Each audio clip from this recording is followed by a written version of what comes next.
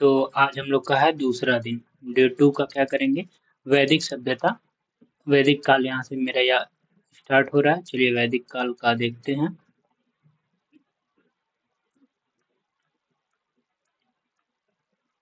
अगर आप 100 day bullet proof target को फॉलो कर रहे हैं तो आज दूसरा दिन है, अदरवाइज आप इस वीडियो को देख सकते हैं।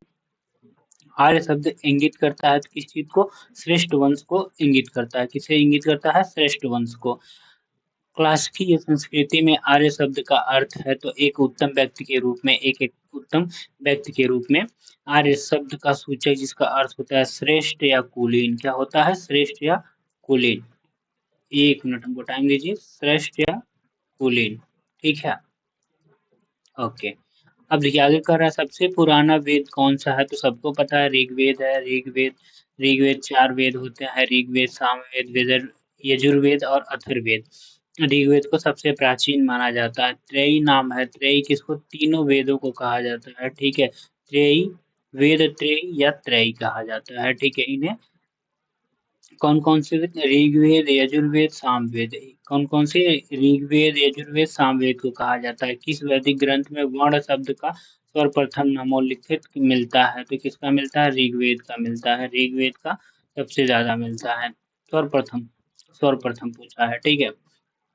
वर्ण व्यवस्था से संबंधित पुरुष सूक्त मूल्यता पाया जाता है तो पुरुष सूक्त ऋग्वेद में पाया जाता है। पुरुष सूक्त ऋग्वेद में पाया जाता है, ऋग्वेद में पाया जाता है। कह रहा है कि अथर्ववेद, अथर्ववेद किससे? औषधियों से संबंधित है। अथर्ववेद औषधि से संबंधित है। अथर्ववेद औषधि से संबंधित है। और फिर कह रहा है कि ऋग्वेद ईश्वर की महिमा, ईश्वर की महिमा। यजुर्वेद में आपको पता होगा बलिदान का। सामवेद में संगीत, सामवेद में संगीत का बात किया जाता है। सामवेद में किसका? संगीत का बात किया जाता है। सामवेद में संगीत, सामवेद में संगीत की बात हो जाएगी, ठीक है। देखिए यहाँ पे कर ऋग्वेद में ईश्वर की महिमा, ठीक है। यजुर्वेद में कर्मकांड, बलिदान की। सामवेद में संगीत का बात किया जाता है। अथर्ववेद औषधियों का है। अथर औषधि, ठीक है। फिर आ गया ऋग्वेद, यजुर्वेद, सामवेद और अथर्ववेद। तो यहाँ पे किसका कौन सा हो जाएगा?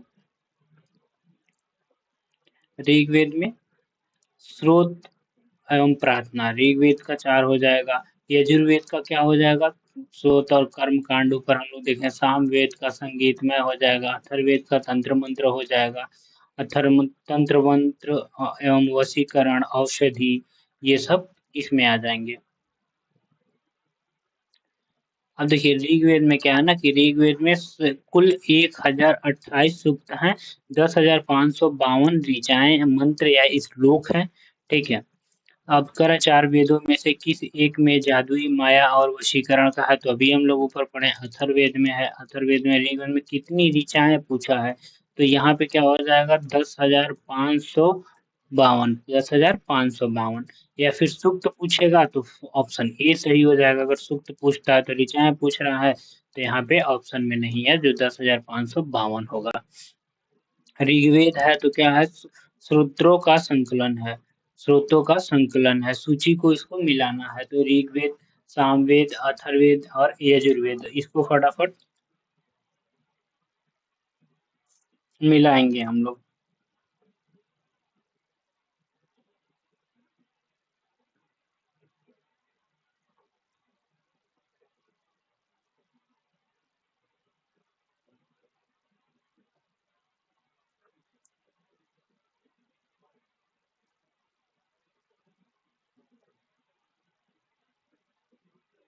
देखिए ऋग्वेद का क्या हो जाएगा? ऋग्वेद का आपको पता है ऐतरेय ब्राह्मण होता है, ऐतरेय हो जाएगा ऋग्वेद का, ये फर्स्ट हो जाएगा। सामवेद का क्या होता है? पंचवीस होता है। सामवेद का पंचवीस, सामवेद का पंचवीस। अथर्ववेद, अथर्ववेद का क्या हो जाएगा? तो गोपथ होता है अथर्ववेद का। अथर्ववेद का शतपथ हो जाएगा। यजुर्वेद का शतपथ हो जाएगा, यजुर्वेद का, ठीक है। देखिए ऋग्वेद का ऐतरेय, सामवेद का पंचवीस, अथर्ववेद का गोपथ और यजुर्वेद का शतपथ हो जाएगा। निम्नलिखित में से कौन सा ब्राह्मण ग्रंथ ऋग्वेद से संबंधित है? ऐतरेय ब्राह्मण, ऐतरेय, अभी यहाँ पे हम लोग देखें ऐतरेय ब्राह्मण, ऐतरेय ब्राह्मण। गोपथ ब्राह्मण संबंधित है तो अथर्ववेद से। गोपथ ब्राह्मण कहाँ किससे संबंधित है? अथर्ववेद से। निम्नलिखित में से कौन शुक्ल, यजुर्वेद की संहिता है, शुक्ल यजुर्वेद की वाजसेनी हो जाएगा, वाजसेनी हो जाएगा, ये वाजसेनी संहिता शुक्ल यजुर्वेद की संहिता है, शुक्ल यजुर्वेद को।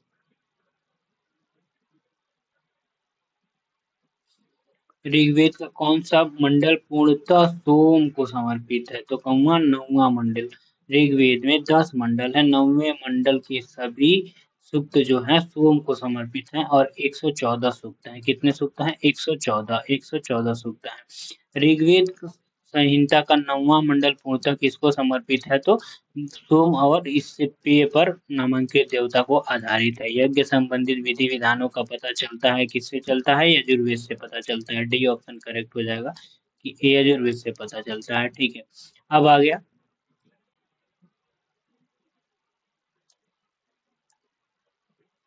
यजुर्वेद से। यजुर्वेद को 2 भागों में बांटा गया, पहला हो जाएगा शुक्ल यजुर्वेद, दूसरा हो जाएगा कृष्ण यजुर्वेद। निम्नलिखित में से किसका संकलन ऋग्वेद पर आधारित है? तो सामवेद का संकलन जो है ऋग्वेद पे आधारित है और 1875 ऋचाएं इसमें है, जबकि जिनमें से समांतर मत के अनुसार 75, जबकि विद्वानों के अनुसार 99 को छोड़कर सभी ऋग्वेद से उपलब्ध किए गए हैं या लिए गए हैं। भारत की किस स्थल की खुदाई से लौह धातु के प्रचलन का प्राचीनतम प्रमाण मिला है? तो वो है अतरंजी खेड़ा। अतरंजी खेड़ा जो है वहां से साक्ष्य प्राप्त हुए हैं। अतरंजी खेड़ा, आलमगीरपुर, मथुरा, रूप, श्रावस्ती, काम्पिल्य आदि स्थानों की खुदाई से लौह युगीन संस्कृति के अवशेष प्राप्त हुए हैं। ठीक है, भारतीय उपमहाद्वीप में लोहे का प्रयोग कब शुरू हुआ था? तो इनमें से कोई नहीं हो जाएगा, इनमें से कोई नहीं हो जाएगा। भारतीय उपमहाद्वीप में लोहे की शुरुआत कब हुई थी? 1600 से 1200 ईस्वी के लगभग। उपनिषद उपनिषद पुस्तकें हैं तो इसमें से दर्शन, दर्शन क्या है? उपनिषद पुस्तक है। दर्शन क्या है? उपनिषद पुस्तक है। दर्शन की बात करें तो उपनिषद पुस्तक है। ठीक है, इन्हें वेदांत भी कहा जाता है। दर्शन को क्या कहा जाता है? वेदांत भी कहा जाता है, वेदांत भी कहा जाता है। उपनिषदों का मुख्य विषय क्या हो जाएगा? तो दर्शन हो जाएगा, मुख्य विषय दर्शन हो जाएगा। निम्नलिखित में से किस एक वैदिक साहित्य में मोक्ष की चर्चा मिलती है? तो वो है उपनिषद। उपनिषद में मोक्ष पर चर्चा मिलता है। उपनिषद में अध्यात्म ज्ञान के विषय में नचिकेता एवं और यम का संवाद किस उपनिषद में प्राप्त होता है? किस उपनिषद में प्राप्त होता है? तो ऑप्शन में क्या क्या दिया है देखिए, बृहदारण्यक उपनिषद और उपनिषद। तो यहाँ पे आपका करेक्ट आंसर हो जाएगा छंदोग्न। ठीक है, कंठोपनिषद, अकीन उपनिषद। तो कंठो उपनिषद में है, कंठो उपनिषद में करेक्ट आंसर हो जाएगा। नचिकेता आख्यान का उल्लेख मिलता है तो किसमें? कंठोपनिषद में मिलता है। उपनिषद काल के राजा अश्वपति शासक थे तो किसके? केकय के शासक थे। किसके शासक थे? केकय के शासक थे, केकय के शासक थे। उपनिषदों में वर्णित राजाओं में विदेह के राजा जनक और पंचाल के राजा प्रवाहड़, जाबली, केके के राजा अश्वपति और काशी के राजा अजातशत्रु प्रमुख थे। निम्नलिखित में से वैदिक साहित्य का सही क्रम बताइए। तो वैदिक संहिता, ब्राह्मण, फिर अर्णयक और उपनिषद। तो ये ऑप्शन करेक्ट हो जाएगा, ये ऑप्शन करेक्ट हो जाएगा। तो वैदिक साहित्य ब्राह्मण, वैदिक संहिता ब्राह्मण और फिर उसके बाद से आर्णयक हो जाएगा और उपनिषद हो जाएगा। प्रारंभिक वैदिक साहित्य में सर्वाधिक बड़ी नदी कौन सी है? तो सिंधु नदी की बात की गई है। कौन सी नदी की बात की गई है? सिंधु नदी की बात की गई है। अब देखिए आगे हम लोग देखते हैं वैदिक नदी अश्किनी की पहचान निम्नांकित नदियों में से किस एक के साथ की जाती है? तो वो है चेनाब नदी। चेनाब नदी के साथ किया जाता है। ऋग्वेद में निम्नांकित किन नदियों का उल्लेख अफगानिस्तान के साथ आर्यों के संबंध का सूचक किया जाता है? तो कुंभा या क्रुमु नदी, कुंभा या क्रुमु नदी की बात किया जाता है। कुंभा या क्रुमु नदी का। वैदिक नदी कुंभा का स्थान कहाँ निर्धारित होना चाहिए? तो अफगानिस्तान में निर्धारित होना चाहिए। कहाँ निर्धारित होना चाहिए? अफगानिस्तान में होना चाहिए, अफगानिस्तान में होना चाहिए। फिर आ गया कुंभा, परुशणी, सदानीरा और सुतुद्री। इन नदियों को क्या करना है? फटाफट हम लोग को मिलाना है। इनके आधुनिक नदी से। कुंभा को आज बोलते हैं, कुंभा को आज काबुल बोलते हैं, काम्बुल नदी काबुल हो जाएगा, ठीक है। कुंभा को काबुल बोलते हैं। परुशड़ी का नाम रावी है, परुशड़ी का नाम क्या हो जाएगा, रावी नदी हो जाएगा, परुशड़ी का रावी हो जाएगा। सदानीरा का गंडक, सदानीरा का गंडक, सदानीरा का गंडक हो जाएगा। सुतुद्री का सतलुज, सुतुद्री का सतलुज हो जाएगा, सुतुद्री का सतलुज हो जाएगा, ठीक है। तो यहाँ पे देखिए कुंभा का काबुल, कुंभा का काबुल हो जाएगा। परुशणी का रावी, परुशणी का रावी हो जाएगा। सदानीरा का गंडक, सदानीरा का गंडक। शतुद्री का सतलुज, शतुद्री का सतलुज हो जाएगा। महाभारत काल में महानदी का नाम था इनमें से कोई नहीं, क्या नाम था, तो चित्रोत्पला, चित्रोत्पला था, चित्रोत्पला, चित्रोत्पला, चित्रोत्पला था। जो महानदी का उल्लेख महाभारत के भीष्म पर्व से भीष्म पर्व में प्राप्त होता है। वायु पुराण में महानदी का पौराणिक नाम क्या था, तो वही नाम नीलोत्पला, नीलोत्पला हो जाता है, नीलोत्पला हो जाता है, ठीक है। और चित्रोत्पला किसमें है, मत्स्य पुराण और ब्रह्मा पुराण में इसका नाम है। उत्तर वैदिक काल में प्रचलित है कौन कौन सी प्रश्न, तो ई एंड सी यहाँ पे हो जाएगा, ए और सी। धर्म, अर्थ, काम, मोक्ष, ब्रह्मचर्य, गृहस्थ, वानप्रस्थ और सन्यास, ये यहाँ पे दोनों हो जाएगा, दोनों करेक्ट आंसर हो जाएगा। 4 पुरुषार्थ की बात करते हैं जिसमें धर्म, अर्थ, काम, मोक्ष का बात करते हैं। 4 जो पुरुषार्थ हैं उसमें धर्म, अर्थ, काम, मोक्ष की बात करते हैं। और आश्रम जो होता है उसमें ब्रह्मचर्य, गृहस्थ, वानप्रस्थ और सन्यास की अवधारणा की बात किया जाता है, ठीक है। अब आ गया धर्म धृत। भारत की प्राचीन व वैदिक सभ्यता के एक केंद्रीय विचार को चित्रित करते हुए इस संदर्भ में निम्नलिखित कथनों पर विचार कीजिए। धर्म व्यक्ति के दायित्व एवं स्वयं तथा दूसरों के प्रति व्यक्तिगत कर्तव्यों का संकल्पना था। धृत मूलभूत नैतिक विधान था जो सृष्टि और उनमें अंतर्निहित सारे तत्वों के क्रियाकलापों को संचालित करता था। तो यहाँ पे दोनों ऑप्शन करेक्ट हो जाएगा, क्या हो जाएगा, दोनों ऑप्शन करेक्ट हो जाएगा। भारतीय संस्कृति के अंतर्गत धृत का अर्थ है, भारतीय संस्कृति के अंतर्गत धृत का अर्थ है प्राकृतिक नियम। क्या है, प्राकृतिक नियम होता है, प्राकृतिक नियम की बात किया जाता है। निम्नलिखित वैदिक देवताओं में किसे उनका पुरोहित माना जाता था, तो किसे माना जाता है, बृहस्पति को माना जाता है, बृहस्पति को माना जाता है, बृहस्पति को वैदिक देवताओं का पुरोहित माना जाता है। निम्नलिखित में से कौन सी वह ब्रह्मावादिनी थी जिसने कुछ वेद मंत्रों की रचना की थी, तो वो थी लोपामुद्रा, लोपामुद्रा थी। कौन, लोपामुद्रा, लोपामुद्रा थी, लोपामुद्रा, ठीक है। यहाँ पे लोपामुद्रा हो जाएगा। वैदिक काल में निष्क शब्द का प्रयोग एक आभूषण के लिए होता है, किंतु प्रवृत्ति काल में उसका प्रयोग इस अर्थ में हुआ, वो क्या था, सिक्का, निष्क, सिक्के। सोने के हार को निष्क कहा जाता था, क्या कहा जाता था, सोने के हार को निष्क कहा जाता था, सोने के हार को, ठीक है। सोने के हार को निष्क कहा जाता था, तो ये यहाँ पे ये वाला ऑप्शन करेक्ट हो जाएगा। आगे देखते हैं वैदिक काल में निष्क किस अंग का आभूषण था, तो निष्क जो है ना गले का, किसका था, गले का था भाई, गले का था। प्राचीन भारत में निशाका जाने जाते थे, निशाका स्वर्ण आभूषण जिसे निष्क या निशाका दोनों एक ही है। और बोगजगोई महत्वपूर्ण है क्योंकि यहाँ से प्राप्त अभिलेखों में वैदिक देवताओं का नाम नाम उल्लेख प्राप्त होता है, नामोल्लेख प्राप्त होता है, ठीक है। बोगजगोई इसीलिए प्रमुख है।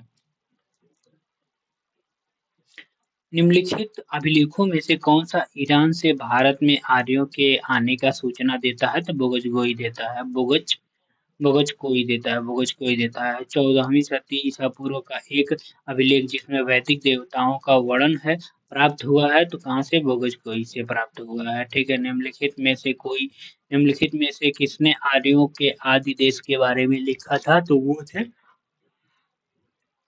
बाल गंगाधर तिलक। बाल गंगाधर तिलक ने आर्यों के आदि देश के बारे में लिखा था। तिलक ने यह भी मत व्यक्त किया था कि आर्यों का आदि देश उत्तरी ध्रुव था, ठीक है, लेकिन कुछ इतिहासकार इसे मानने से क्या कर देते हैं, मना कर देते हैं। कुछ इतिहासकार जो है इसे मानने से मना कर देते हैं। जिस ग्रंथ में पुरुष मेध का उल्लेख हुआ है वो कौन सा है, तो यहाँ पे उसका शुक्ल यजुर्वेद के शतपथ ब्राह्मण में इसका उल्लेख किया गया है तथा कृष्ण यजुर्वेद के तैत्तिरीय ब्राह्मण में वर्णित है। तो इसमें से अब क्या लगाएंगे, ये शुक्ल का देखिए शतपथ, कृष्ण का पंचविश तो नहीं होगा ना, तो देखिए यहाँ पे शुक्ल यजुर्वेद का शतपथ, शुक्ल यजुर्वेद के शतपथ ब्राह्मण तथा कृष्ण यजुर्वेद के तैत्तिरीय ब्राह्मण में वर्णित है। तो प्रश्न में ये तीनों विकल्प कैसे होगा, नहीं हो पाएगा, तो इसको छोड़ते हैं। इस पे हम लोग फोकस करते हैं कि शुक्ल यजुर्वेद के शतपथ ब्राह्मण में, कृष्ण यजुर्वेद के तैत्तिरीय ब्राह्मण में वर्णित किया गया है।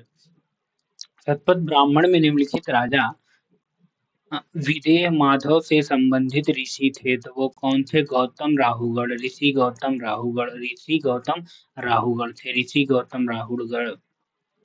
उत्तर वैदिक काल में निम्नलिखित में से किसने आर्य संस्कृति का धूर समझा जाता है, किसे समझा जाता है, करु और पंचाल को, करु और पंचाल को समझा जाता है। उत्तर वैदिक काल में नगरीकरण की प्रक्रिया आरंभ हो चुकी थी, कुरु पंचाल इस समय प्रमुख नगर बन गए थे, अतः ये उत्तर वैदिक सभ्यता के प्रमुख केंद्र या ध्रुव या हब बोल सकते हैं, फैक्ट्री।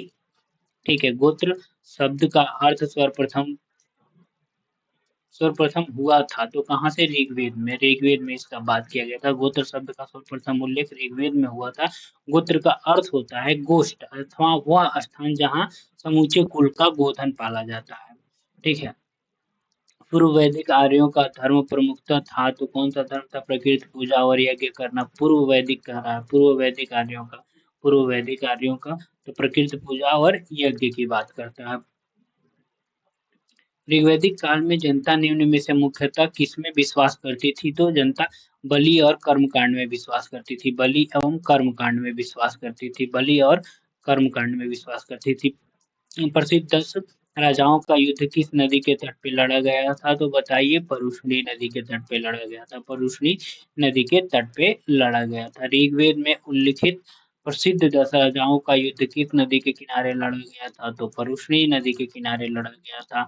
यहाँ पे परुष्णी हो जाएगा। फिर करा निम्न निम्न में से किस नदी को ऋग्वेद में मातेत्मा, देवीत्मा एवं नदीत्मा संबोधित किया जाता है, तो किसको किया जाता है, सरस्वती नदी को, सरस्वती नदी को मातेत्मा, देवीत्मा, नदीत्मा कहा जाता है, अर्थात सबसे अच्छी माँ और सबसे अच्छी देवी और सबसे अच्छी नदी। नदीत्मा मतलब सबसे अच्छी नदी, देवीत्मा मतलब सबसे अच्छी देवी, मातेत्मा मतलब सबसे अच्छी माँ। उस जनजाति का नाम बताइए जो ऋग्वैदिक आर्यों के पंचजन पंचजन से संबंधित नहीं है, तो वो है कीकट। कीकट जो है वो पंचजन से संबंधित नहीं है। यदु, तुवरसु और पुरु जो है वो इससे संबंधित है।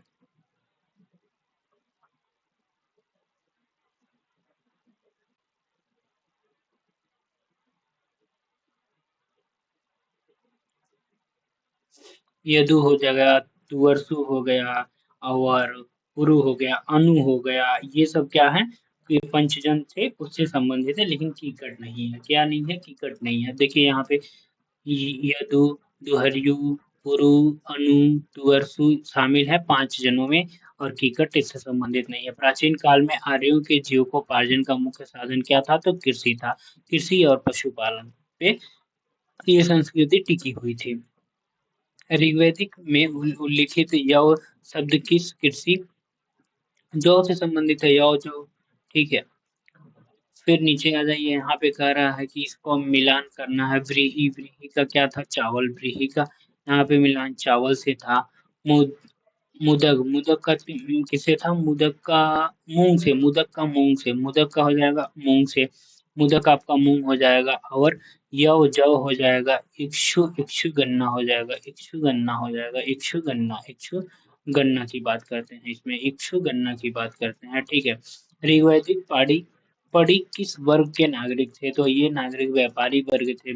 पढ़ी जो लोग होते थे उन्हें व्यापारी कहा जाता था। ऋग्वेद में पढ़ी शब्द का उल्लेख कई स्थानों पे हुआ है। पढ़ी ऋण देते थे तथा ब्याज बहुत अधिक लेते थे, उन्हें वेकनाट मतलब सुदखोर कहा गया। क्या कहा गया, सुदखोर, सुदखोर, सुदखोर कहा गया उनको, क्या कहा गया, सुदखोर कहा गया था। ठीक है।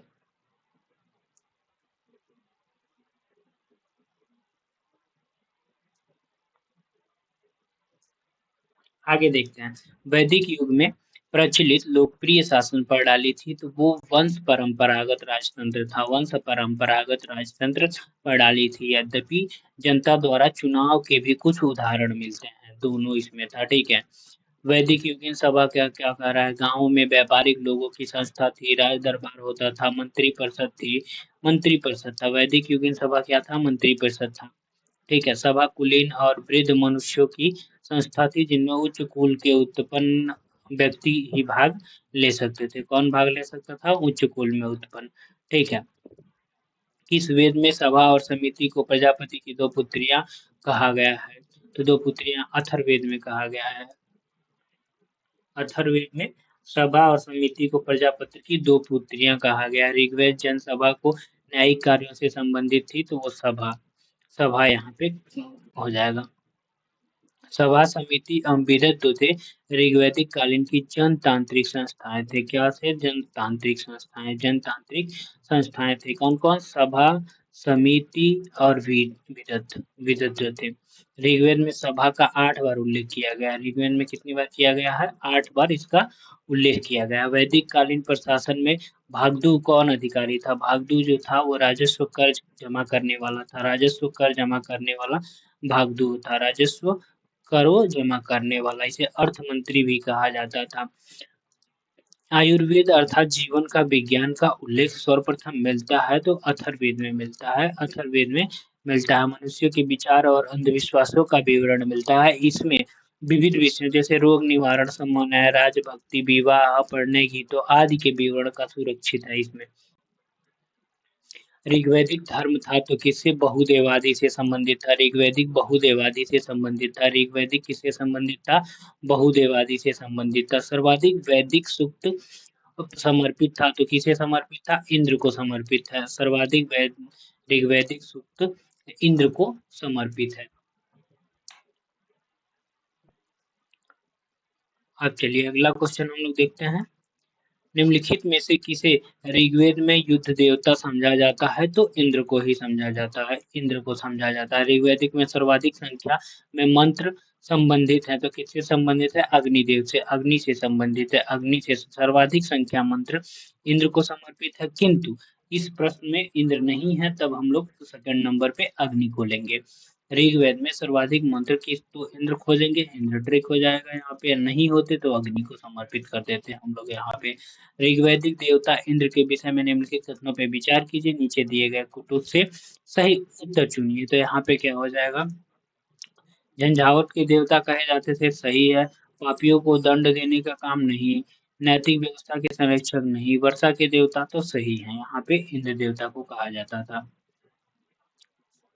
निम्नलिखित में से पूर्व वैदिक आर्यों का सर्वाधिक लोकप्रिय देवता कौन थे? तो वो थे इंद्र थे। इंद्र सर्वाधिक लोकप्रिय देवता थे। वैदिक देवमंडल में निम्नलिखित निम्न में से कौन देवता युद्ध का देवता माना जाता था? तो इंद्र को युद्ध का देवता मानते हैं। इंद्र को युद्ध का देवता मानते थे। बहुत महत्वपूर्ण एवं प्रतापी देवता इंद्र थे उस समय।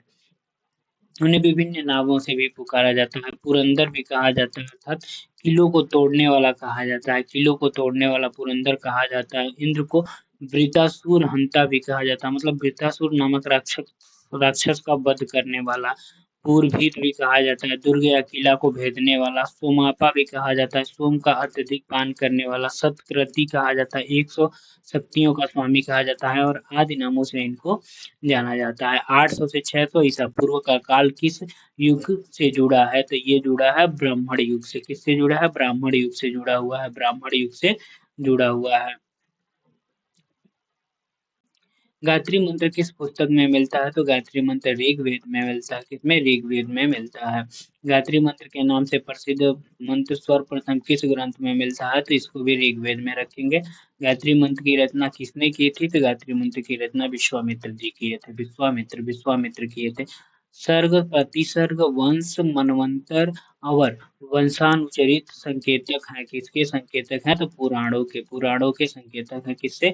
पुराणों के संकेतक है, पुराणों से। पुराणों की संख्या कितनी है? तो पुराणों की संख्या 18 है। पुराणों की संख्या कितनी है? 18 है। पुराणों के संदर्भ में निम्नलिखित कथनों में से कौन सा सही है? विष्णु पुराण से मौर्य वंश की जानकारी मिलती है। वायु पुराण गुप्त वंश की शासन व्यवस्था पे प्रकाश डालता है। तो यहाँ पे दोनों ऑप्शन करेक्ट हो जाएगा। श्रीमद् भागवत गीता मौलिक रूप से किस भाषा में लिखी गई है? तो भगवत गीता संस्कृत भाषा में लिखी गई है। किस में लिखी गई है? संस्कृत भाषा में लिखी गई है। महाभारत मूलतः किस रूप में जानी जाती थी? तो महाभारत को जय संहिता के रूप में, जय संहिता इसका किस रूप में जानी जाती थी? जय संहिता के रूप में। सत्य शास्त्री संहिता उपनाम निम्नलिखित में से किस ग्रंथ का है? तो ये हो जाएगा महाभारत। महाभारत यहाँ पे करेक्ट आंसर हो जाएगा। हिंदू पौराणिक कथा के अनुसार समुद्र मंथन हेतु किस सर्प ने रस्सी के रूप में स्वयं को इत्थि किया था? तो वासुकी ने किया था। वासुकी, यहाँ पे बी ऑप्शन करेक्ट हो जाएगा, वासुकी। किस काल में अछूत की अवधारणा स्पष्ट रूप से उत्कृष्ट हुई थी? तो वो है धर्मशास्त्र के समय में। किसमें? धर्मशास्त्र के समय में। धर्मशास्त्र के समय में। सत्यमेव जयते शब्द किस उपनिषद से लिए गए थे? सत्यमेव जयते शब्द मुंडक उपनिषद से लिए गए थे। मुंडक उपनिषद से, मुंडक उपनिषद से लिया गया था। सत्यमेव जयते शब्द कहाँ से लिया गया है? तो मुंडक उपनिषद से, मुंडक उपनिषद से लिया गया है। भारतीय प्रतीक पर उत्कीर्ण सत्यमेव जयते लिया गया है। तो मुंडक उपनिषद से लिया गया है। तमसो मा ज्योतिर्गमय का कथन कहाँ से? उपनिषदों का है, उपनिषदों का है, उपनिषदों का है। और बृहदारण्यक उपनिषद से लिया गया है, बृहदारण्यक उपनिषद से लिया गया। मतलब अंधकार से प्रकाश की ओर इसका अर्थ होता है। किस उपनिषद का शाब्दिक अर्थ सफेद घोड़ा है? तो इसमें ई हो जाएगा, इनमें से कोई नहीं। क्योंकि देखिए, किसी उपनिषद का तात्पर्य सफेद घोड़ा नहीं है। श्वेताश्व श्वेता श्वेता स्वतर, ठीक है। श्वेताश्वर उपनिषद का अर्थ सफेद घोड़ों द्वारा खींचा गया होता है, ठीक है, न कि सफेद घोड़ा। सत्यकाम जवाला की कथा जो अनब्याही माँ होने का लांछन को चुनौती देता है, उल्लेखित है। तो किसमें? छंदोग उपनिषद में चुनौती देता है। छंदोग उपनिषद में इसका उल्लेख किया गया है। ऋग्वेद की मूल लिपि थी, कौन सी लिपि थी? ब्राह्मी लिपि थी। ब्राह्मी लिपि, ब्राह्मी लिपि की बात किया जाता है। ऋग्वैदिक कर्मकांड में होता का संबंध किससे है? तो ऋग्वेद से संबंधित है। वैदिक वैदिक कर्मकांड में होता का संबंध किससे है? ऋग्वेद से संबंधित है, ठीक है। अश्वेता और ऋग्वेद में समानता है। अश्वेता किस क्षेत्र से संबंधित है? तो अश्वेता ईरान से संबंधित है। अश्वेता ईरान से संबंधित है।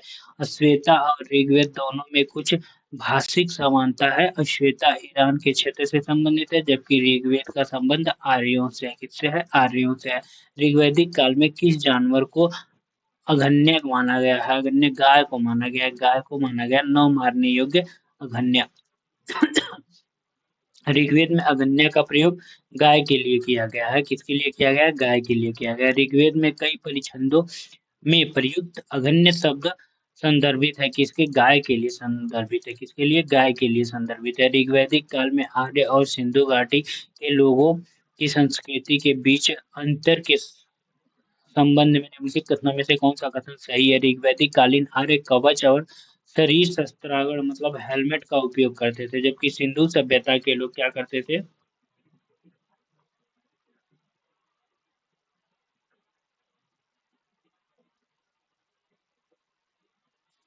किधर गया? सिंधु घाटी सभ्यता के लोगों में इनके उपयोग का कोई साक्ष्य नहीं मिलता है, ये बात कर रहा है। हाँ, तो ये वाला सही है, ठीक है। ऋग्वैदिक कालीन आर्यों को स्वर्ण, चांदी, ताम्र का ज्ञान था, जबकि सिंधु घाटी के लोगों को केवल ताम्र और लोहे का ज्ञान था। नहीं, ये गलत हो जाएगा। तो अब देखते हैं, और ऑप्शन है। ऋग्वैदिक कालीन आर्यों ने घोड़े को पालतू बनाया था, जबकि इस बात का सच नहीं है, किंतु सिंधु घाटी के लोग इस पशु को जानते थे। ये भी गलत है, तो यहाँ पे केवल एक सही हो जाएगा। ऋग्वैदिक काल के आरंभ में निम्न में से किसे महत्वपूर्ण मूल्यवान संपत्ति समझा जाता था? तो गाय को समझा जाता था। किसको समझा जाता था? गाय को समझा जाता था। सिंधु घाटी सभ्यता और ऋग्वैदिक समाज, फिर ऋग्वैदिक, उत्तर वैदिक समाज, ऋग्वैदिक समाज और मध्यकाल, इस कूट को क्या करना है कि मिलाना है हमें। तो सिंधु घाटी सभ्यता में हो जाएगा जो नगरीय सभ्यता थी, सिंधु घाटी नगरीय सभ्यता थी। उत्तर वैदिक समाज की बात करें तो उत्तर वैदिक समाज कृषक था। और ऋग्वैदिक समाज की बात करते हैं तो ये चारागाह हो जाएगा, इसका चारागाह। और मध्यकाल में जमींदारी आ जाएगा, मध्यकाल में क्या हो जाएगा, जमींदारी की बात कर लेते हैं। प्राचीन भारतीय समाज के प्रसंग में निम्नलिखित शब्दों में से कौन सा शब्द शेष तीन वर्गों को नहीं है, तो कोश हो जाएगा। कोश तीन वर्गों से संबंधित नहीं है। कुल, वंश, गोत्र परिवार से संबंधित है, जबकि कोश परिवार से संबंधित ना होकर भंडार से संबंधित है। संस्कारों की कुल संख्या कितनी है, तो संस्कारों की संख्या 16 है। कितने संस्कार हैं, 16 संस्कार हैं। संस्कार का शाब्दिक अर्थ होता है परिष्कार, शुद्धता और पवित्रता की बात करते हैं। धर्म सूत्र में इसकी संख्या 40 मिलती है। मनु के गर्भाधान से मृत्यु पर्यंत 13 संस्कारों का उल्लेख किया गया है। बाद में स्मृतियों में इनकी संख्या 16 स्वीकार किया गया है। और आज भी यही प्रचलित है। जीविकोपार्जन हेतु वेद वेदांग पढ़ाने वाले अध्यापक को क्या कहा जाता है, तो उपाध्याय कहा जाता है। क्या कहा जाता है, उपाध्याय कहा जाता है। उपाध्याय कहा जाता है। यहाँ से हमारा शुरू होता है बौद्ध धर्म। तो आप देखेंगे डे 2 में क्या है, डे 2 में हमारा बौद्ध धर्म भी जो टॉपिक है उसी में ऐड है। तो बौद्ध धर्म को अब हम लोग स्टार्ट करते हैं।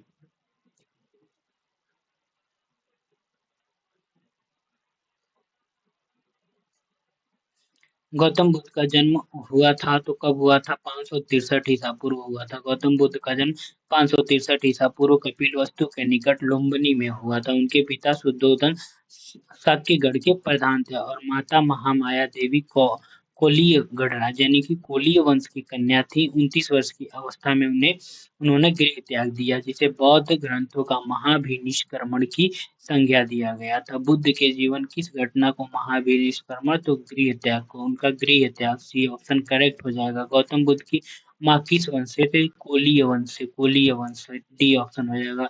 बुद्ध का जन्म हुआ था तो कहाँ पे हुआ था, लुम्बिनी में हुआ था। लुम्बिनी में हुआ था, कब हुआ था, तो 563 ईस्वी में, 563 ईस्वी में हुआ था। ठीक है। निम्न में से कौन सा नाम बुद्ध का दूसरा नाम है, तो बुद्ध का दूसरा नाम इनमें से कोई नहीं। उनका बचपन का नाम, एक और नाम था, क्या था, सिद्धार्थ था। किस राजवंश के अभिलेख से इस परंपरा का समर्थन होता है कि लुम्बिनी शाक्यमुनि बुद्ध का जन्म स्थान मौर्य राजवंश की वजह से ये सारी चीजें पता चलती है। निम्नलिखित में से कौन एक अशोक के अभिलेख इस परंपरा की पुष्टि करता है कि गौतम बुद्ध का जन्म लुम्बिनी में हुआ था, तो वो है रुमनी रुमिनदेई स्तंभ अभिलेख, रुमिनदेई स्तंभ अभिलेख। ठीक है। किस राजा के एक अभिलेख से सूचना मिलती है कि शाक्य मुनि बुद्ध का जन्म लुम्बिनी में हुआ था, तो वो है अशोक। अशोक यहाँ पे करेक्ट आंसर हो जाएगा।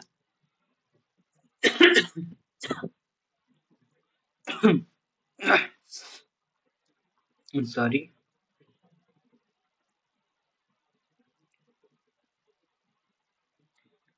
अब कह रहा है महात्मा बुद्ध का महापरिनिर्वाण स्थान कौन सा है, तो वो हो जाएगा कुशीनगर। महापरिनिर्वाण कुशीनगर, तो यहाँ पे सी ऑप्शन करेक्ट हो जाएगा।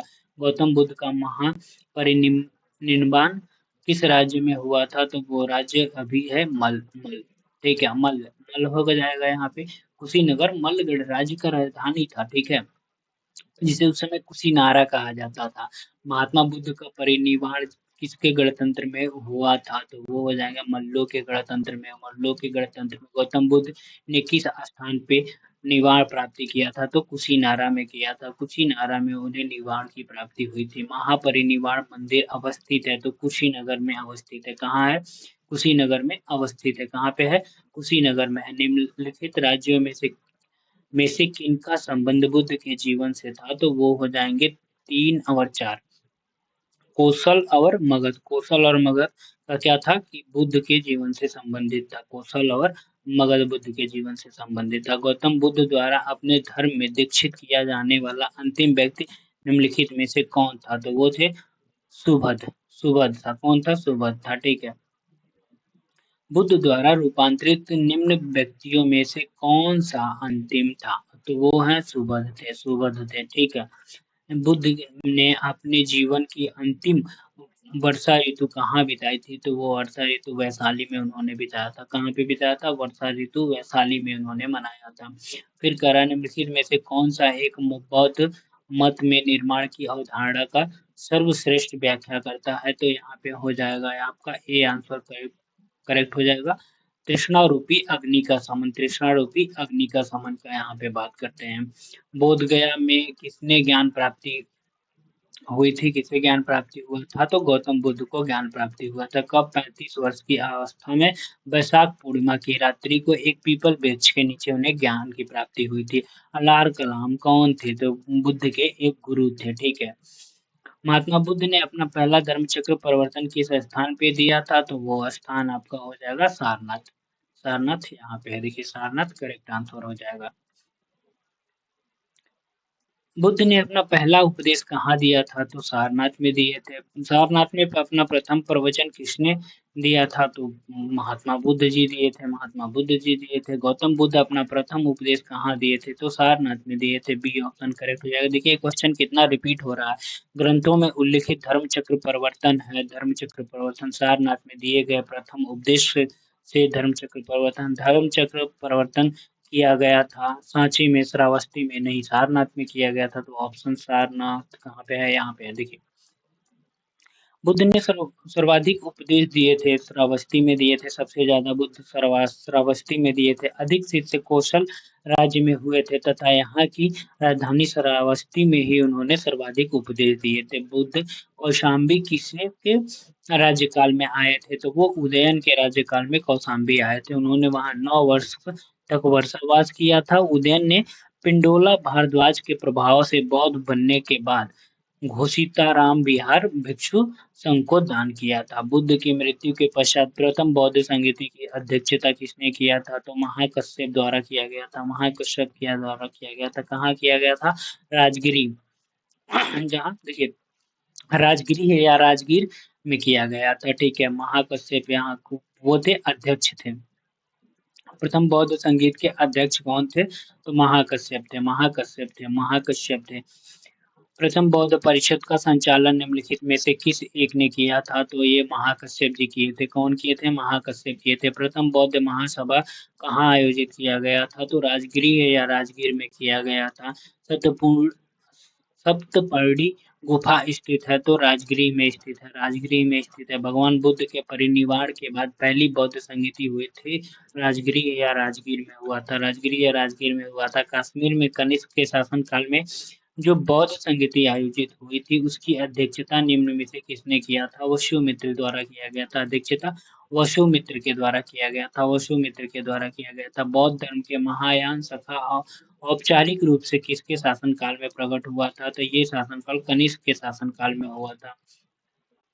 कनिष्क के शासनकाल में बौद्ध सभा किस नगर में आयोजित की गई थी? तो वो नगर कश्मीर में किया गया था। किस शासक के काल में चतुर्थ बौद्ध संगीति का आयोजन कश्मीर में हुआ था? तो कनिष्क के शासनकाल में हुआ था। कनिष्क के शासनकाल में चतुर्थ बौद्ध संगीति परिषद हुई थी, तो किसके?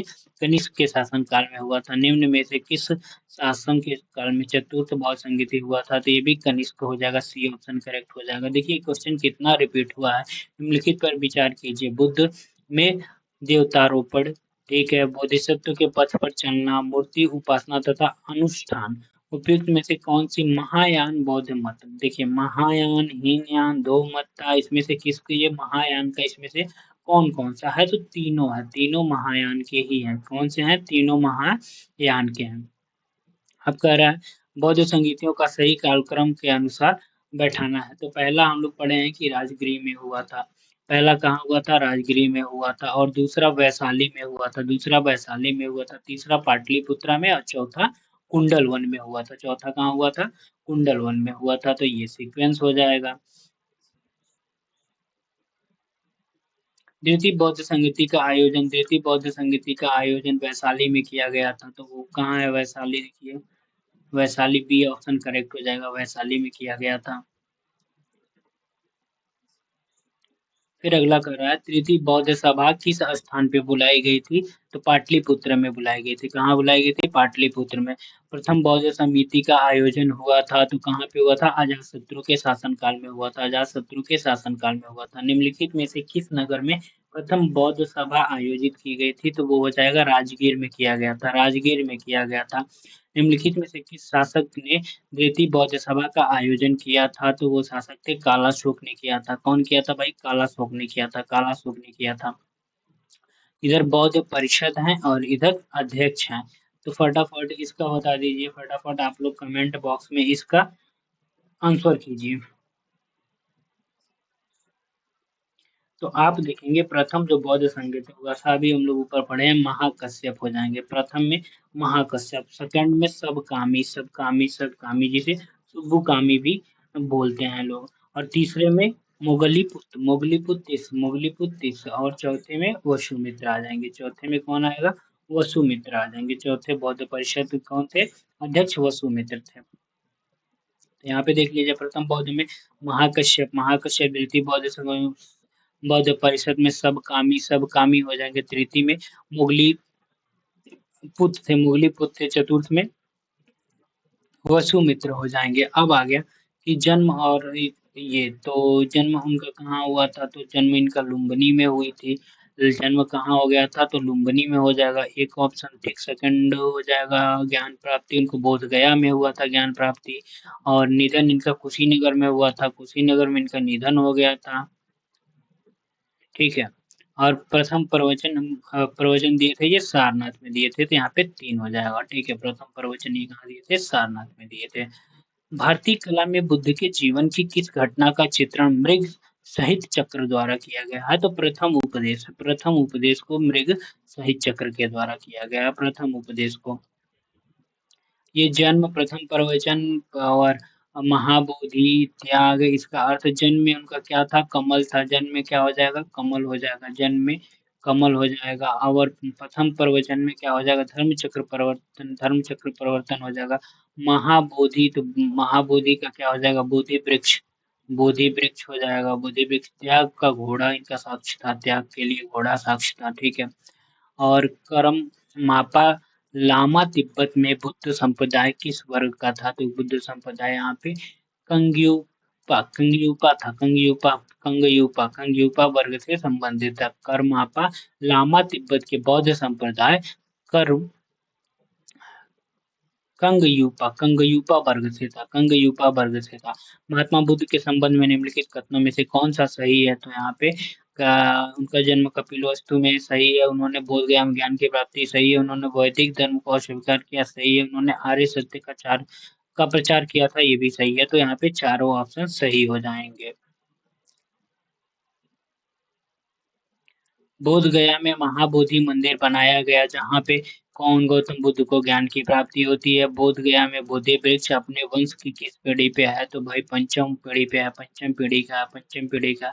कौन सी पीढ़ी का? पंचम पीढ़ी का। निम्नलिखित में से कौन सा बौद्ध पवित्र स्थल निरंजना नदी पर स्थित है? तो वो है बोध गया। बोध गया निरंजना नदी पर स्थित है। बोध गया निरंजना नदी पर स्थित है। बुद्ध के उपदेश किससे संबंधित है? तो आचरण की शुद्धता और पवित्रता से संबंधित है। आचरण की शुद्धता और पवित्रता से संबंधित है। आचरण की शुद्धता और पवित्रता से संबंधित है। निम्नलिखित में से कौन बुद्ध के जीवन में ही संघ प्रमुख होना चाहता था? तो कौन थे? देवदत्त था। देवदत्त बुद्ध का चचेरा भाई था, जो उनके जीवन काल में ही संघ का प्रमुख बनना चाहता था।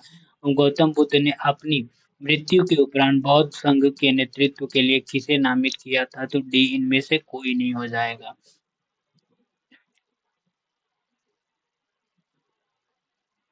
अष्टांग मार्ग की संकल्पना अंग है, तो ये धर्म चक्र परिवर्तन सुक्त की विषय वस्तु का है। धर्म चक्र परिवर्तन सुक्त की विषय वस्तु का है। गौतम बुद्ध के बारे में निम्न में से क्या तथा वे कर्म में विश्वास करते थे? आत्मा का शरीर में परिवर्तन मानते थे, निवाण प्राप्ति में विश्वास करते थे, ईश्वर की सत्ता में विश्वास करते थे। 1 2 3 सही है, 1 2 सही है, 1 सही है, और सभी सही है। तो देखिए इसमें क्या है कि महात्मा बुद्ध कर्म सिद्धांत में विश्वास करते थे। ठीक है।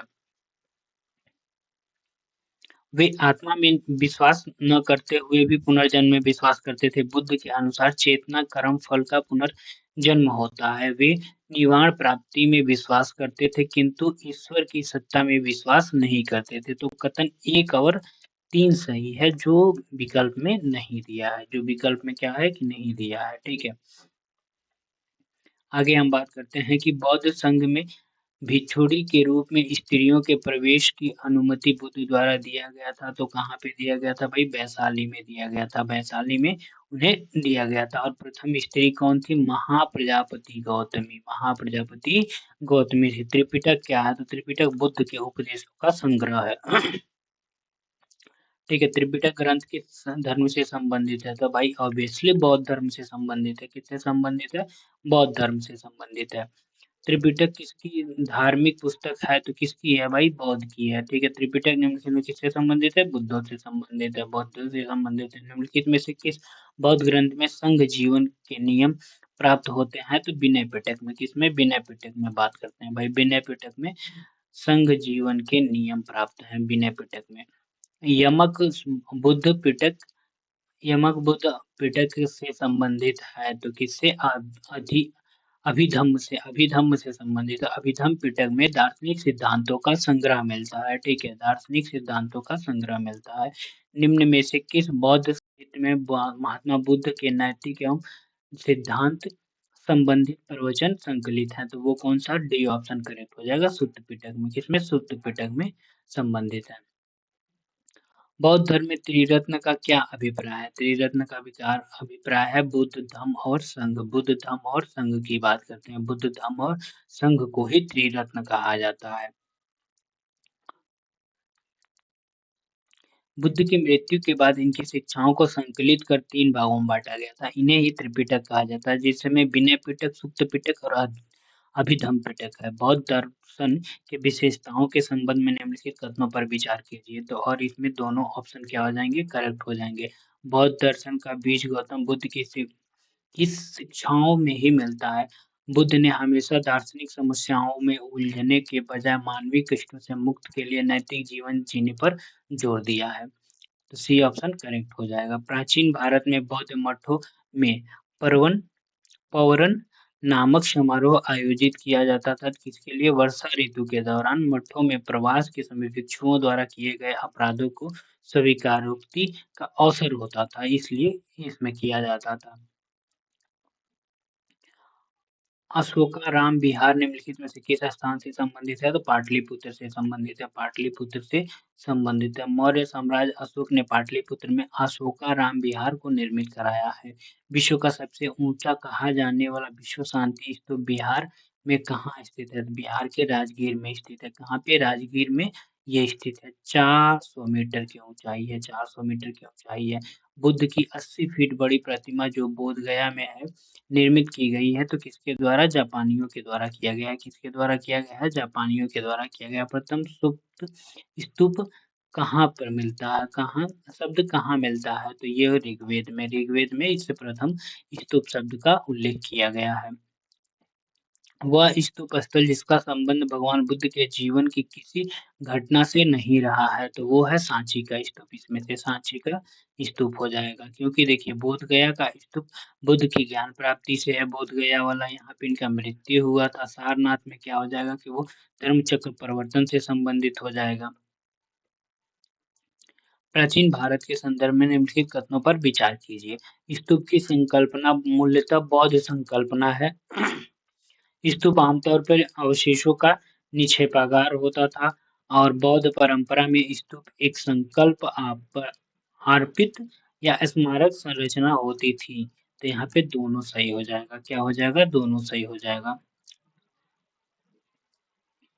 दो सही है इसमें, एक फर्स्ट वाला गलत है। स्तूप की संकल्पना मूल से बौद्ध संकल्पना नहीं, ये गलत है। अब कह रहा है निम्नलिखित स्तूपों का सही तैथिक क्रम यानी कि कालानुक्रम क्या है?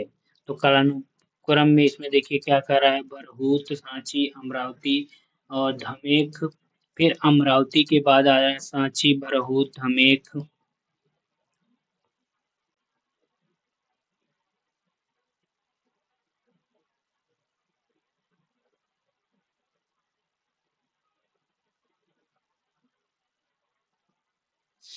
ठीक है, उसके बाद से कह रहा है कि सांची, अमरावती, भरहूत, धमेक, फिर धमेक, भरहूत, अमरावती, सांची।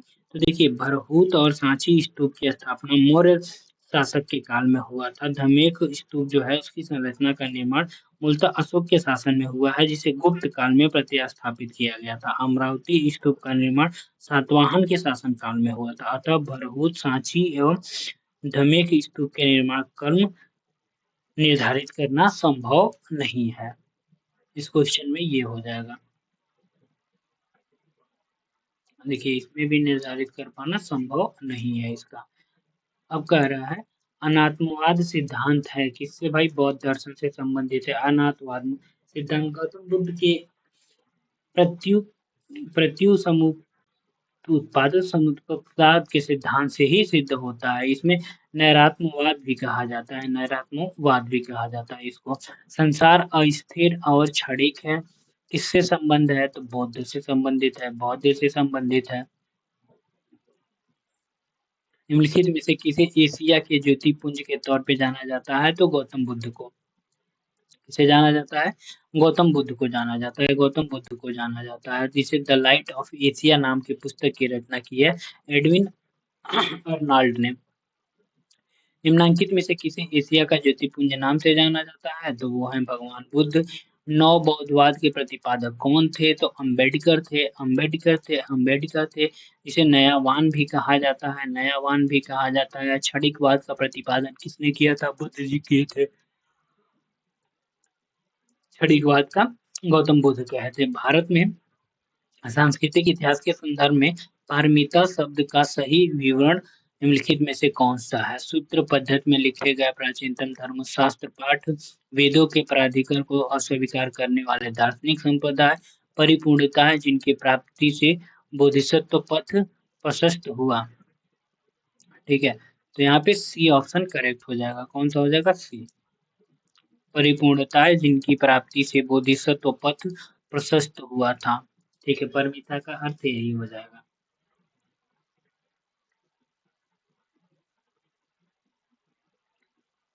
सर एडविन अलार्ड की पुस्तक द लाइट ऑफ एशिया आधारित है, तो किस पे आधारित है?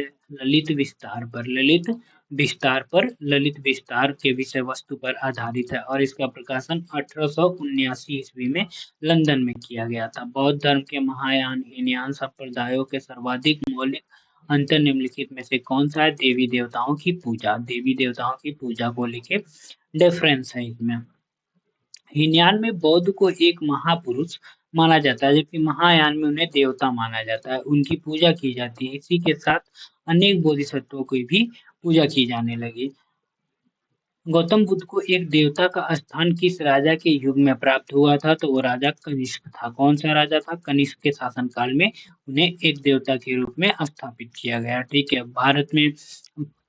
भारत में पहले जिस मानव प्रतिमा की पूजा की गई थी वो उसे बुद्ध की पूजा किया गया था, बुद्ध की पूजा किया गया था। देश में निम्न में से किसने मूर्ति पूजा की नींव रखी थी? तो वो है गौतम बुद्ध, गौतम बुद्ध। बौद्ध धर्म ने मूर्ति पूजा की नींव रखी थी।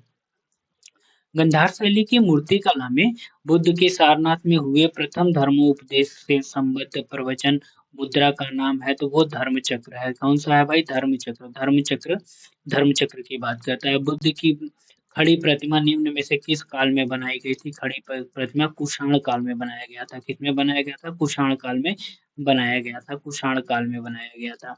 बुद्ध की प्राचीनतम प्रतिमा किस शैली में प्राप्त हुई है? तो ये प्राप्त इनमें से कोई नहीं या एक से अधिक हो जाएगा। तो देखिए बुद्ध की प्रतिमा जो है ना यहाँ पे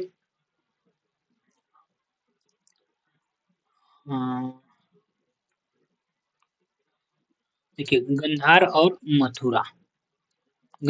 मथुरा कला शैली में बनाया गया है।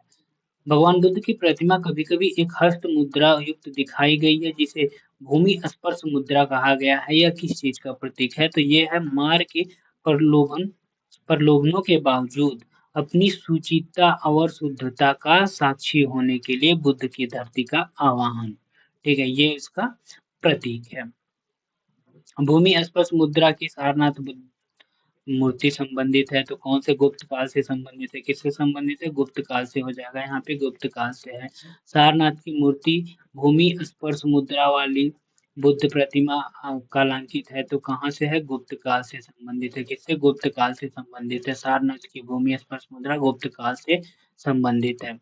फिर आ गया कि सांस्कृतिक इतिहास के संदर्भ में निम्नलिखित युग्मों पे विचार कीजिए। तो इसमें इस युग में विचार करना है कि परिवारजन, परित्यागी और भ्रमणकारी सही है। भ्रमण उच्च पद के पुजारी, ये गलत है। श्रमण उपासक की बात कर रहा है तो बौद्ध धर्म का साधारण अनुयायी, ये भी सही है, साधारण अनुयायी। श्रमण जो होता था वो भिक्षु भिक्षु साधु और भिक्षु होते थे। निम्नलिखित में से कौन से शासक ने बौद्ध मत के विस्तार का योगदान नहीं दिया था? तो वो पुष्यमित्र शुंग, पुष्यमित्र शुंग हो जाएंगे। पुष्यमित्र शुंग की बात करता है इसमें। कुशीनगर मल्लगढ़ राज्य की राजधानी थी। महात्मा बुद्ध का परिनिर्वाण कुशीनगर में हुआ था। तो ए और बी दोनों सही है, परंतु आर जो है ए की सही व्याख्या नहीं करता है।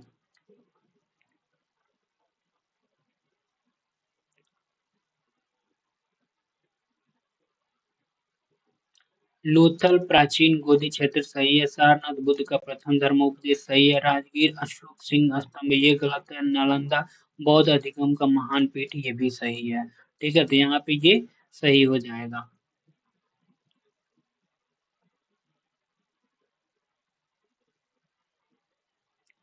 अशोक का जो सिंह स्तंभ है ना, वो राजगीर में ना होकर सारनाथ वाराणसी में है। सारनाथ। महायान बौद्ध धर्म में बोधिसत्व अवलोकितेश्वर को किस और नाम से जाना जाता है? तो पदपाणी के नाम से जाना जाता है। पदपाणी के नाम से जाना जाता है।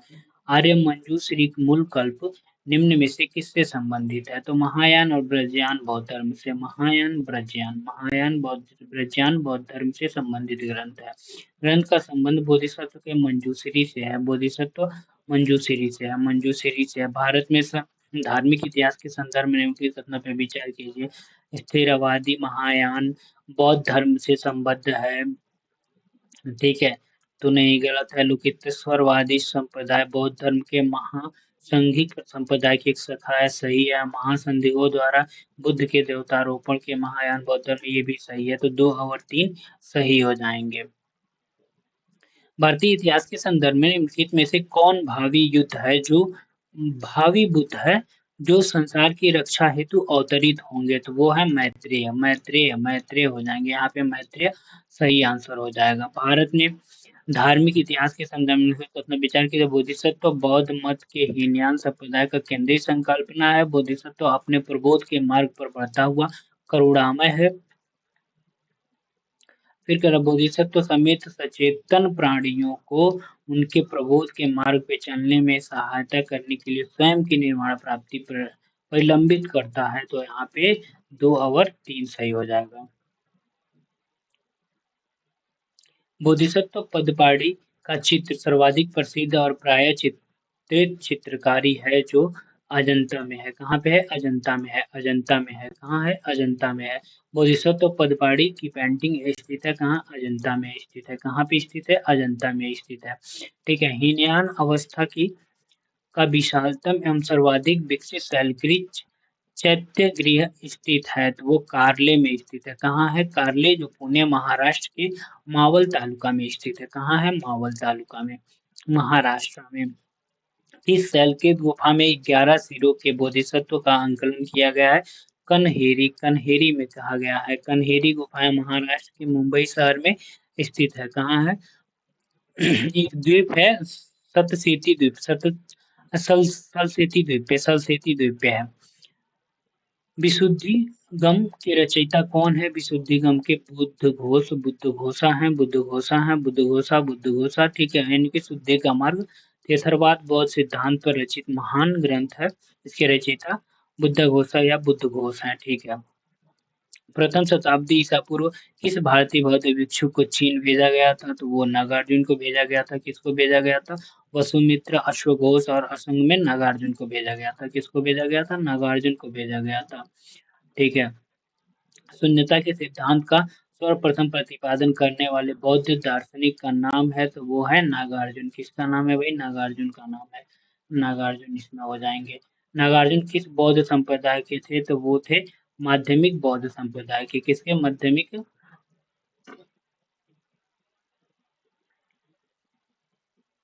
माध्यमिक कारिका भी इनका एक रचना भी है, प्रसिद्ध रचना भी है। आर्यदेव का दो युग में इसमें संबंधित है। आर्यदेव बौद्ध दार्शनिक थे, बौद्ध दार्शनिक थे, जो बौद्ध दार्शनिक नागार्जुन के शिष्य थे। अधिकनाग क्या थे? बौद्ध विचारक थे। तो बौद्ध विचारक किसमें नहीं दिया है? बौद्ध विचारक नहीं दिया है, ठीक है। तो और उन्होंने प्राण समुच्चय नामक ग्रंथ की रचना की थी। प्रमाण समुच्चय नाम की रचना की थी। नाथ मुनि वैष्णव विद्वान थे, ये सही है, वैष्णव विद्वान थे। और आर्यदेव बौद्ध विद्वान थे और बौद्ध दार्शनिक थे, ठीक है। और उन्हें श्री वैष्णव संप्रदाय का पहला आचार्य माना गया, नाथ मुनि को। बौद्ध शिक्षा का केंद्र विक्रमशिला विश्वविद्यालय बौद्ध शिक्षा का केंद्र है। विक्रमशिला विश्व नालंदा और देखिए यहाँ पे तीन प्रमुख केंद्र थे शिक्षा के, बौद्ध शिक्षा के, नालंदा, वल्लभी और विक्रमशिला। नालंदा, बौद्ध, वल्लभी और विक्रमशिला। नालंदा बिहार के आधुनिक पटना के दक्षिण पूर्व में नालंदा जिले में स्थित है, ठीक है। यहाँ पे महायान बौद्ध धर्म की शिक्षा का प्रमुख केंद्र है, जबकि वल्लभी जो है गुजरात के भावनगर जिले में स्थित पश्चिम भारत में शिक्षा और संस्कृति का प्रमुख केंद्र है।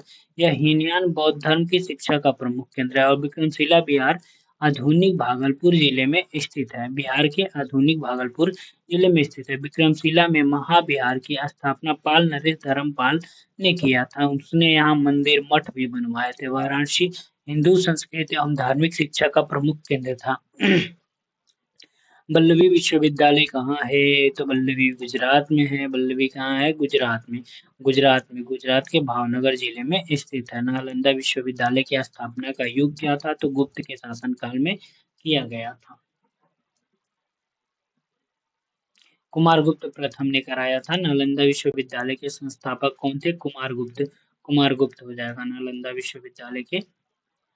नालंदा विश्वविद्यालय किस लिए विश्व में प्रसिद्ध था? तो बौद्ध धर्म दर्शन के लिए, बौद्ध धर्म दर्शन के लिए। कह रहा 12वीं शताब्दी के अंत तक नालंदा महाबिहार का पतन हो गया था। महाबिहार को राजकीय प्रश्रय मिलना बंद हो गया था। तो ये ऑप्शन दोनों सही है कि 12वीं शताब्दी तक ये पतन हो गया था और इसे मिलना भी बंद हो गया था, राजकीय संरक्षण मिलना बंद हो गया था।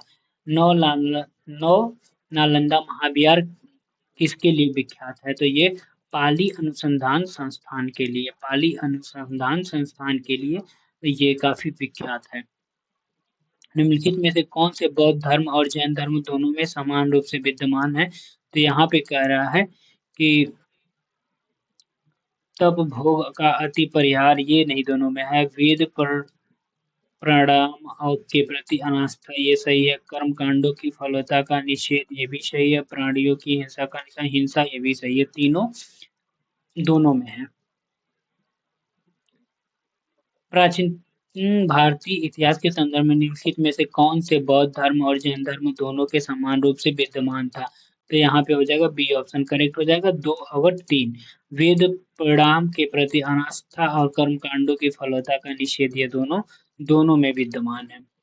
निम्नलिखित में से कौन सी बात बौद्ध धर्म और जैन धर्म में सम्मान नहीं है? तो वो है आत्मदमन। दोनों में सम्मान नहीं है, आत्मदमन की बात दोनों में सम्मान नहीं है। फिर कह रहा है भगवान बुद्ध ने निम्नलिखित 4 आर्य सत्यों का प्रतिपादन किया था, इसमें से कौन कौन से हैं? तो ये option A D B C सही क्रम में। तो पहला हो जाएगा दुख है। दूसरा दुख का कारण है, ठीक है। तीसरा हो जाएगा दुख का निरोध है। और चौथा दुख निरोध का मार्ग है। बौद्ध तथा जैन दोनों में धर्म विश्वास करते थे, तो कर्म और पुनर्जन्म के सिद्धांत का सही है। पुनर्जन्म नहीं होता है, आत्मा की सत्ता नहीं होती है। कह रहा है ए आर दोनों सही है, आर सही, आर ए का व्याख्या करता है, ए आर दोनों सही है, लेकिन आर ए का व्याख्या नहीं करता है। यहाँ पे कह रहा है ए सही है परंतु आर गलत है, ए गलत है, आर सही है। तो डी ऑप्शन करेक्ट हो जाएगा यहाँ पे कि ए गलत है, जो कह रहा है पुनर्जन्म नहीं होता, ये वाला गलत है। आत्मा की सत्ता नहीं है, ये सही हो जाएगा। बौद्ध धर्म के विषय में कौन सा कथन सही है? उन्होंने वर्ण एवं जाति को अस्वीकार नहीं किया, सही है। उसने ब्राह्मण वर्ग की सर्वोच्च समाज की कोटि को चुनौती दी, सही है। उसने कछुक शिल्पों को निम्न माना, ये भी सही है। बौद्ध धर्म के विस्तार के कारणों का सम्मिलित है, तो यहाँ पे सी ऑप्शन चारों सही है, चारों। इसमें धर्म की सादगी, दलितों के लिए विशेष अपील, धर्म की मिशनरी भावना, ठीक है। स्थानीय भाषा का प्रयोग, ये भी सही है। दार्शनिक द्वारा वैदिक भावना की सुदृढ़ता, ये वाला ऑप्शन गलत हो जाएगा इसमें।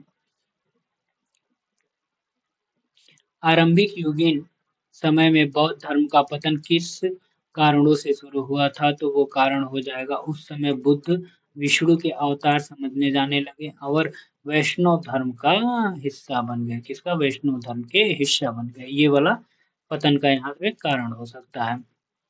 भारत में धार्मिक इतिहास के संदर्भ में निम्नलिखित कथनों पे विचार कीजिए, तो इसमें बी ऑप्शन केवल दो सही है। शुरुआतीवादियों की मान्यता थी कि दिग्विजय यानी कि फिनोमिना के अवयव पूर्णतः क्षणिक नहीं है, अपितु अव्यक्त रूप से सदैव विद्यमान रहते हैं, तो ये यहाँ पे सही हो जाएगा। निम्नलिखित कथनों पर विचार करें, चैत्य और बिहार में क्या अंतर है? बिहार पूजा स्थल होता है, चैत्य वैद्य भिक्षुओं का निवास स्थल होता है। चैत्य पूजा स्थल होता है, जबकि बिहार जो है निवास स्थल होता है। दोनों में विशेषता में कोई अंतर नहीं है, बिहार एवं चैत्य दोनों ही निवास स्थान के रूप में प्रयोग हो सकते हैं, तो नहीं, चैत्य जो है पूजा स्थल होता था, जबकि बिहार निवास स्थल होता था, तो बी ऑप्शन यहाँ पे करेक्ट हो जाएगा।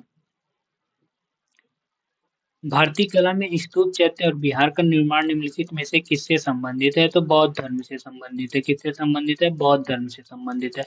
कुछ शैलकृत बौद्ध गुफाओं को चैत्य कहते हैं, जबकि अन्य को बिहार। दोनों में क्या अंतर है? तो अभी हम लोग ऊपर चैत्य पूजा स्थल है, बिहार बौद्ध भिक्षु का निवास स्थान है। फिर करा निम्नलिखित में से कथनों पर विचार कीजिए।